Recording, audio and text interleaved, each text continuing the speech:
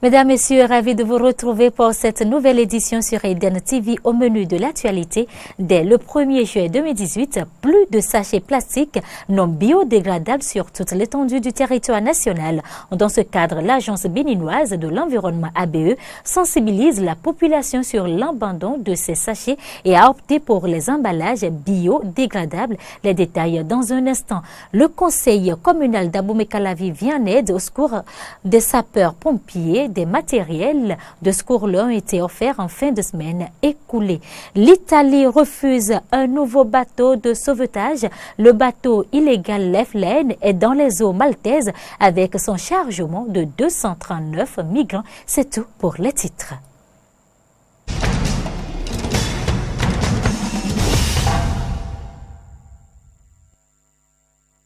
La campagne d'éducation sur l'abandon de l'utilisation des sachets plastiques non biodégradables a été lancée ce vendredi à Cotonou.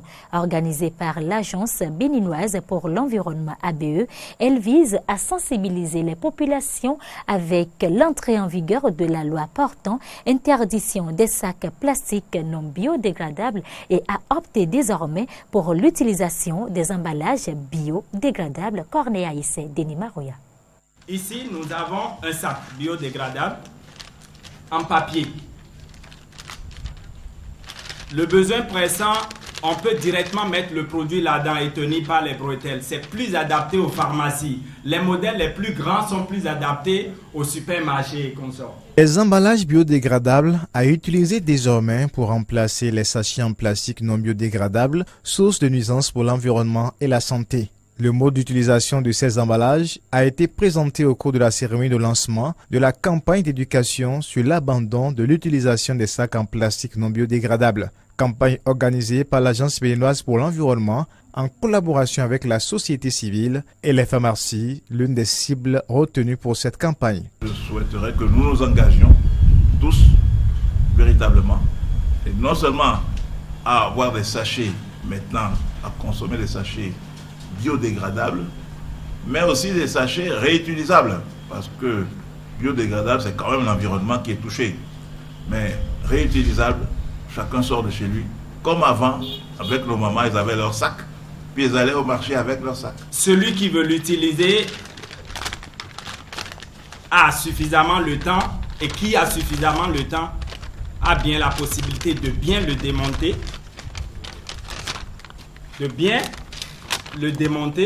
jusqu'à ce que le sac s'asseye de lui-même. Cette campagne est l'une des activités prévues pour préparer la population à l'entrée en vigueur de la loi portant interdiction de l'utilisation des sachets en plastique non biodégradables au Bénin. Loi numéro 2017-39, votée à l'Assemblée le 3 novembre 2017 et promulguée le 26 décembre 2017. Pour la réussite de cette campagne, le directeur de l'Agence béninoise pour l'environnement, François Corneille Kedouide, sollicite l'implication de tous avec comme objectif combattre les sachets plastiques non biodégradables hors de notre environnement. Ensemble qu'il nous faut dire non à l'utilisation des sachets et des emballages plastiques. Et c'est la raison pour laquelle l'ABE a voulu modestement contribuer à cette campagne en choisissant 3 cibles, qui sont les pharmacies, les boulangeries, mais aussi les vendeuses de farine, d'haricots au niveau des marchés. Donc c'est nos 3 cibles de l'ABE et nous allons faire la campagne à Abomey-Calavi, à Cotonou et puis à Porto-Novo. Nous avons la responsabilité de diminuer, de faire disparaître cette pollution et nous devons tous nous y engager, nous, consommateurs, industriels, collectivités locales, gouvernants, partenaires. Et tel que vous le voyez, ce sac, nous avons bien la possibilité de le froisser comme un sachet qui est très facilement transportable et qui fait que les utilisateurs en sont fans. Nous le prenons par exemple et puis nous le froissons, tout simplement comme ça.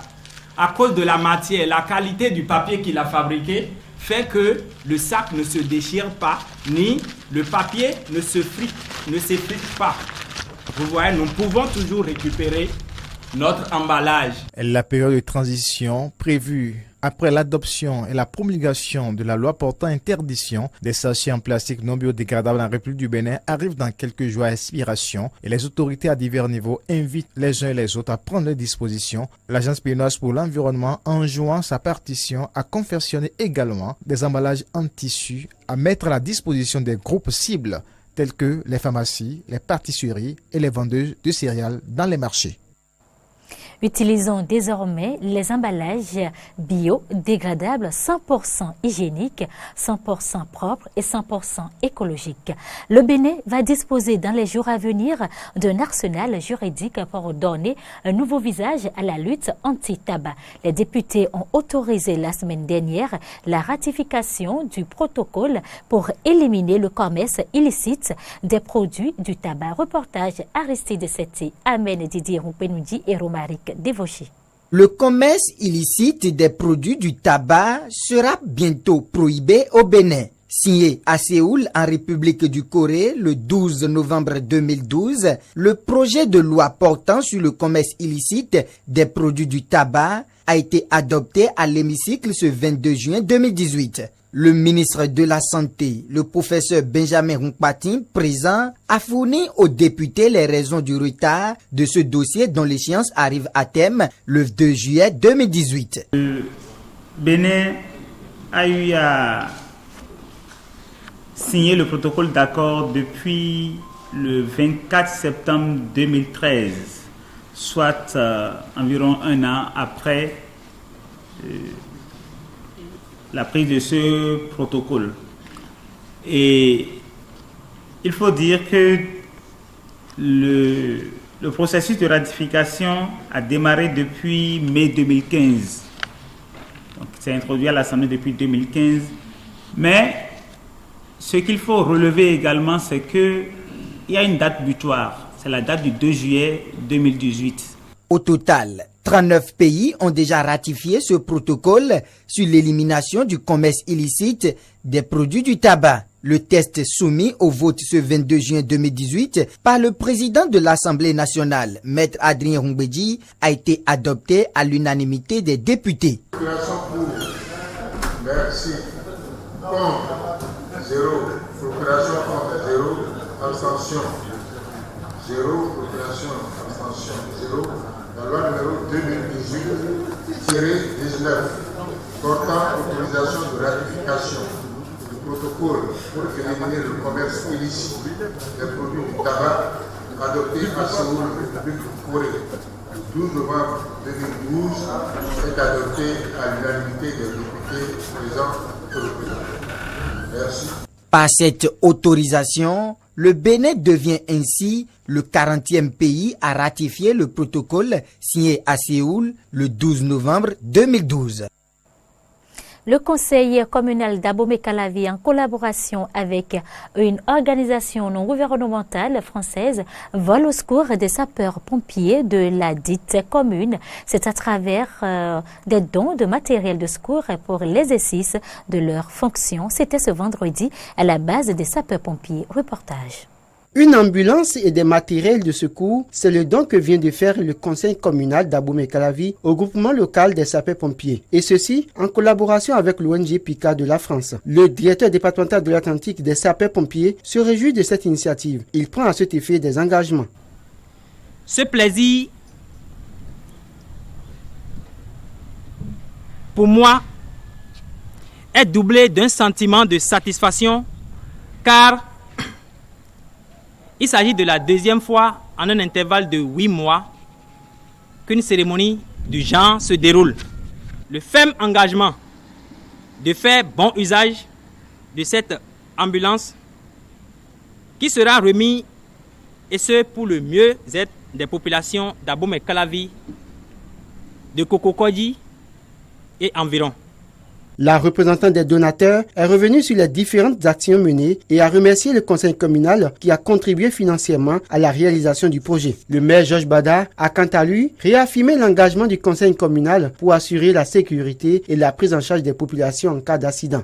Lorsqu'il y a accident et que les sapeurs-pompiers ne peuvent pas aller secourir, je crois que quelque part il y a problème. C'est pour cela que nous avons pris, le conseil communal d'Abomey-Calavi a pris sur lui de faire tout ce qu'il faut pour que ce plateau puisse connaître une amélioration. Nous devons remercier également l'ONG Picard qui, en plus du matériel, a mis à disposition des séances de formation. Et plusieurs formations ont déjà été réalisées. Quel partenariat pouvons-nous avoir encore? Les sapeurs-pompiers ont également bénéficié dans le cadre de ce partenariat d'une formation sanctionnée par la remise d'attestation. Une simulation a été faite pour montrer à l'assistance comment se déroule le secours apporté à un accidenté. Un reportage de Laurent Roland-Lekes et Fréjus Fiossi. Parlons musique. Dans cette édition, la ville de Lokossa a accueilli un podium de spectacle gratuit dans le cadre de la commémoration de la fête internationale de la musique. Une occasion pour les artistes du Mono et du Koufo de faire montre de l'envergure et de la variété du patrimoine musical de la région. On retrouve notre correspondant Jonas Bouti pour le compte rendu.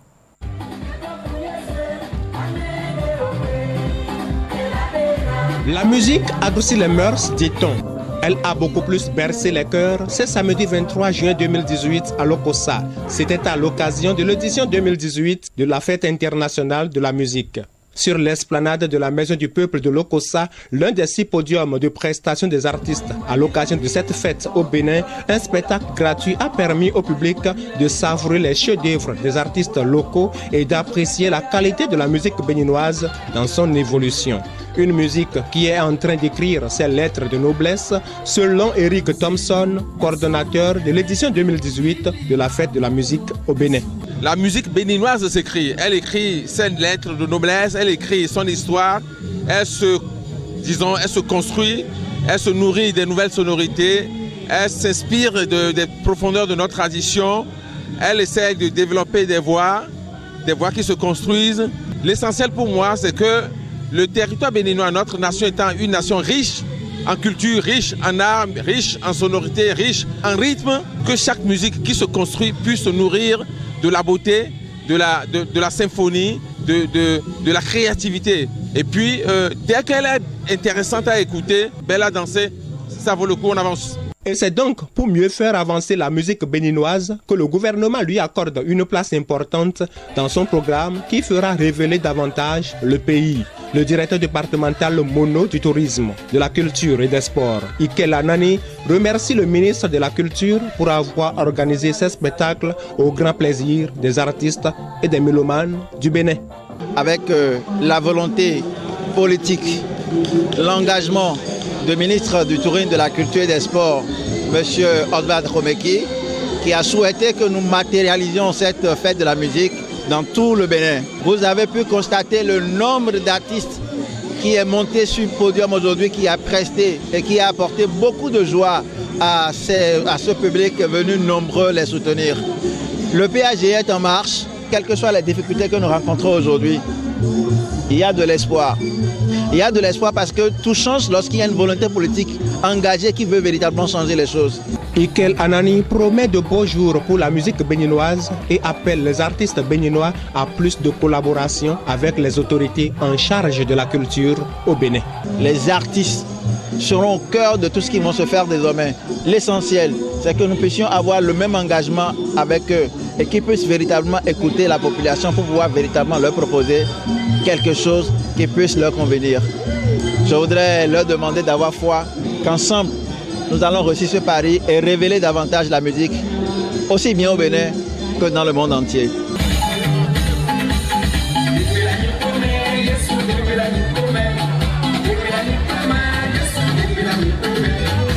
Des rythmes tradis modernes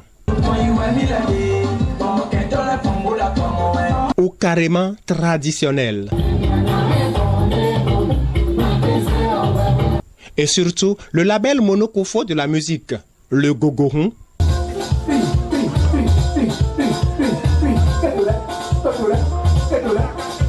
telles sont les sonorités qui ont égayé le public de Lokossa lors de ce spectacle marquant l'édition 2018 de la Fête internationale de la musique au Bénin. Merci à vous, Jonas Boti. Actualité hors du Bénin. Attaque meurtrière au centre du Mali. Bilan. Au moins 32 civils Peuls ont été tués ce samedi 23 juin dans une attaque contre la localité de Koumaga dans la région de Djéné. Il faut signaler que la tension restait vive également ce dimanche. Les assaillants portaient des habits de chasseurs traditionnels, communément appelés dozo. Les leaders de la communauté Peul du Mali, citant des survivants de l'attaque, s'interrogeaient toutefois dans la matinée de ce dimanche sur l'identité réelle de ces assaillants. Menace de mise sous séquestre des navires, refus d'ouvrir ses ports. Le nouveau gouvernement italien, au pouvoir depuis 3 semaines, veut réduire les arrivées de migrants sur ses côtes. Alors que les dirigeants de l'Union européenne se rendaient dimanche à Bruxelles pour des pourparlers d'urgence sur la migration, le nouveau cabinet populiste italien a refusé un autre navire de sauvetage, jurant de ne plus supporter le fardeau des migrants en Europe.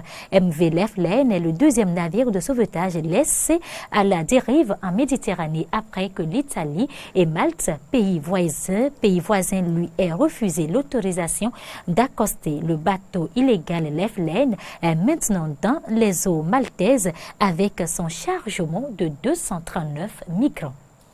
Le commerce de produits dérivés de cannabis explose à Paris.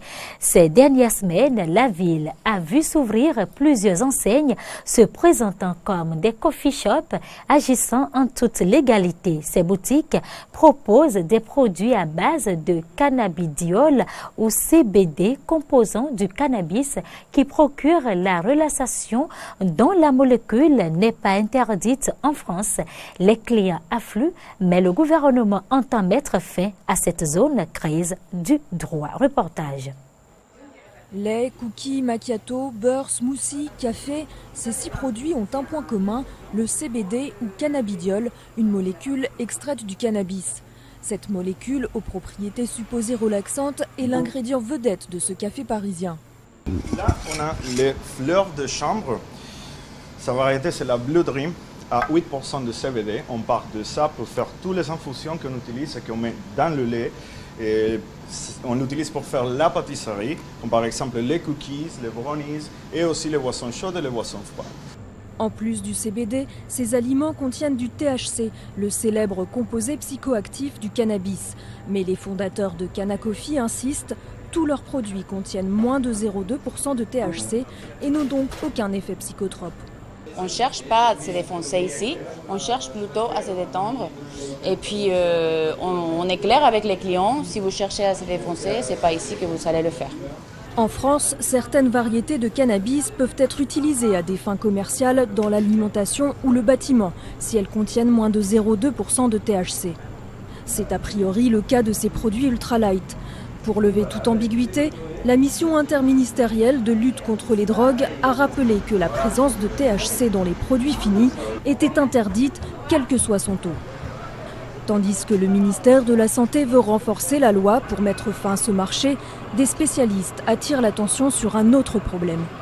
Mais on n'a pas encore assez de données, de recul pour vraiment savoir qu'est-ce que ça fait, quels sont les risques. Et puis surtout, il y a tellement de styles, non seulement de styles, mais de variétés et de dosages de CBD qui sont vendus et de e-liquide à base de CBD différents que là, on ne sait plus tout à fait ni les effets, ni la concentration, ni les risques potentiels que ça peut avoir.